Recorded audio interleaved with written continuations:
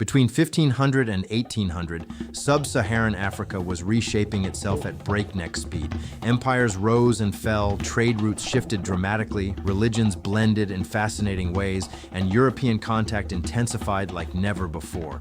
We're diving into 5 incredible regions to tell this story: the mighty Songhai Empire, the gold-rich Asante Kingdom, the complex Congo Basin, resilient Ethiopia, and the emerging Zulu nation.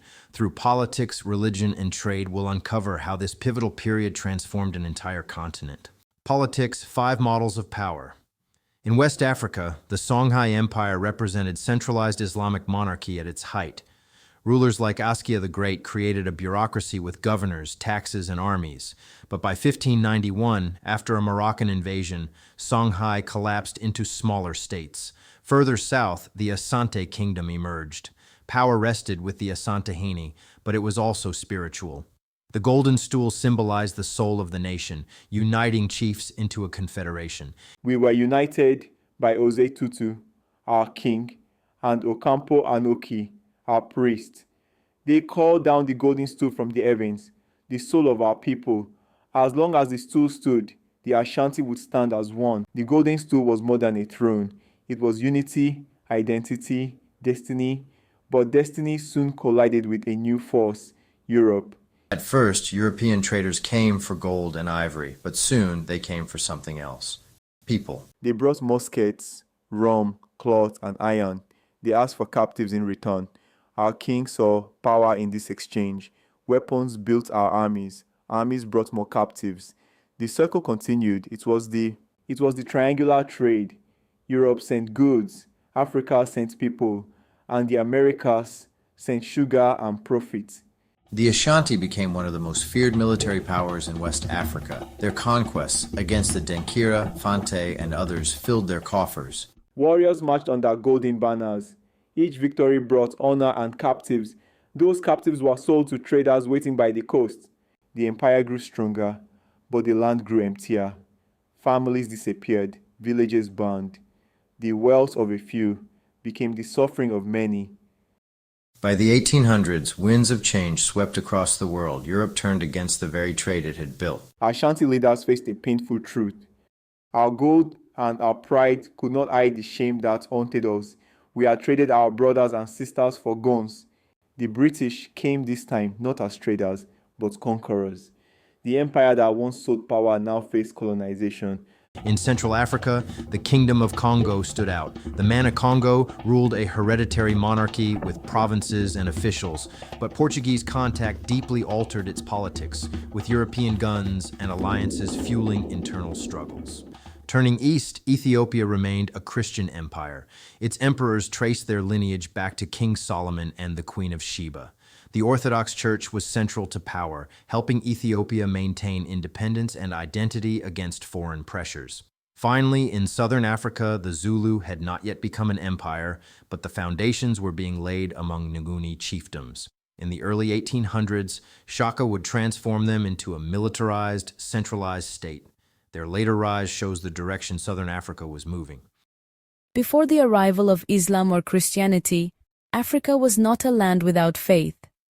It was a continent alive with spiritual systems that connected people to their ancestors, their land, and the mysterious forces of nature. In every drumbeat, ritual dance, and carved symbol lay a story of how Africans understood the universe, long before the first mosque or church appeared. Across pre-colonial Africa, religion was not something separate from life. It was life. Every harvest, birth, war, or rainfall was seen through the lens of the spirit world. Africans believed in a supreme creator, distant and powerful, but daily life centered on lesser deities, nature spirits, and ancestors. Among the Yoruba, divine forces called Orishas guided destiny. In Central Africa, Bantu peoples crafted sacred figures called Nkisi to channel spiritual power. And in Southern Africa, the San and Zulu spoke of a sky god who created life and withdrew, leaving humans to keep the balance. To many Africans, ancestors were not gone. They were present. Through offerings and songs, families honored them to ensure harmony and protection. This was not worship of the dead, but reverence for continuity, the living and the dead as one unbroken chain. Kings of the Ashanti, Kongo, and Benin claimed power through the blessing of their ancestors. To rule unjustly was to risk spiritual disgrace. Before written scripture, the land itself was the Bible. Mountains, rivers, and trees carried spirit. Sacred groves served as temples. Fire symbolized transformation, and ironworking became an act of creation. Priests, healers, and diviners, known as Inganga Babalawo or Sangoma, interpreted the will of the spirits. They healed the sick, blessed the crops, and guided the people through wisdom passed down by word of mouth. From the deserts of North Africa to the rainforests of the Congo, spiritual diversity thrived. The Berbers honored mountain and desert spirits.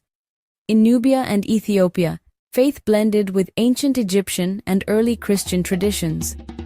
The Dogon of Mali mapped the stars and told cosmic stories of creation.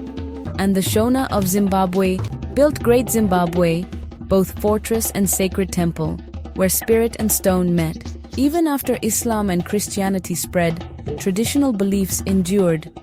Many African Muslims and Christians still honor ancestors or consult healers. The new faiths may have changed rituals, but not the rhythm of the African spirit. At its core, traditional African religion taught harmony with the earth, with community, and with the unseen.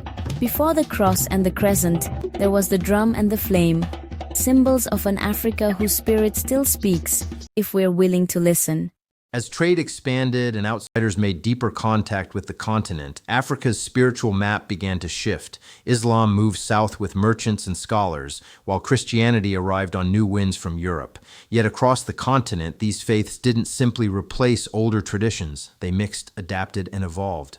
Out of this encounter came unique forms of worship that reflected both African heritage and global connection. In Congo, Catholicism arrived with the Portuguese, yet it blended with African traditions, saints linked to ancestral spirits, crucifixes carved with African features, and sacred Nkisi reinterpreted through Christianity.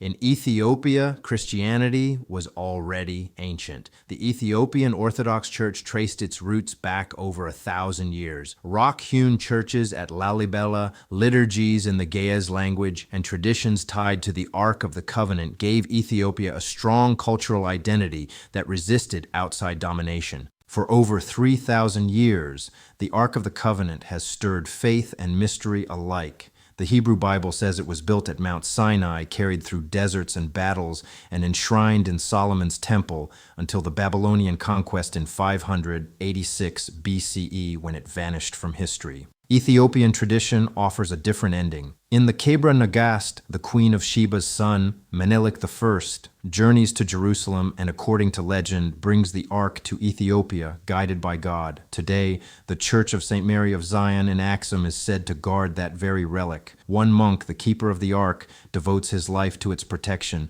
None but he may look upon it. Across Ethiopia, every Orthodox church keeps a symbolic replica called a tablet. During the festival of Timkat, priests carry them through the streets beneath silk cloths and jeweled umbrellas, a living echo of the Ark's journey. Whether artifact or allegory, the Ark of the Covenant remains central to Ethiopian faith and identity, linking the ancient world of Solomon to the highlands of Africa. The Zulu, by contrast, followed indigenous religion. They believed ancestors, the Amadlozi, guided and protected the living. Rituals, sacrifices, and the work of healers, Sangomas and Inyangas, maintained balance between the community, the natural world, and the spirits. Trade was the lifeblood of these societies. Songhai prospered from Trans-Saharan caravans carrying gold, salt, and manuscripts through cities like Timbuktu. The Asante built wealth on gold and kola nuts, and later on the Atlantic slave trade. Firearms and textiles from Europe transformed their politics and warfare. Congo at first traded salt, copper, and cloth, but Portuguese contact shifted the economy toward enslaved people. Firearms and luxury goods came in, while internal conflict grew worse. In the east, Ethiopia and the Swahili coast connected to the Indian Ocean world. Through Red Sea ports, ivory, gold, and slaves were traded for spices, textiles, and goods from Arabia, India, and China. Southern Africa, meanwhile, relied on regional exchanges, cattle, iron, and grain, which laid the groundwork for the later Zulu state. How does this affect the world today? Because the legacies of 1500 to 1800 Africa still shape our modern world. Gold, ivory, and human lives crossed oceans to build Europe's wealth, and the inequalities born from that trade still ripple through global economies today. It's important to remember, slavery existed long before European ships arrived. Across Africa, Asia, and the Middle East, systems of servitude had endured for centuries, but the transatlantic slave trade changed everything. It transformed a regional practice into a global industry, one rooted in race and profit.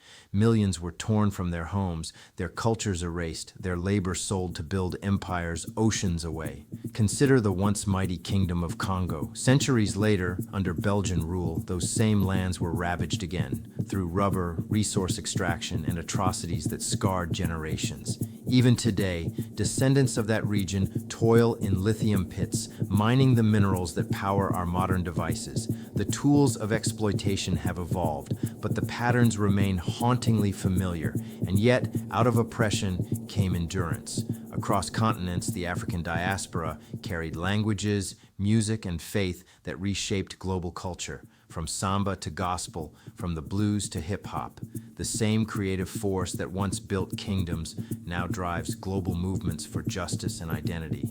Africa's story isn't just about what was taken, it's about what endures: resilience, resistance, and rhythm. The rhythm of a people whose spirit still shapes our world today. Between 1500 and 1800, Africa stood at the crossroads of change. Songhai's scholars, Asante's warriors, Congo's conversions, and Ethiopia's faith all reflected a continent in motion. And from these shifting sands, new powers like the Zulu would soon rise. Africa's story is one of endurance, innovation, and identity, proof that the world's history was never written in one voice. This is Histoscript, where legend, history, and belief come together. Subscribe to uncover the stories behind the world's enduring mysteries.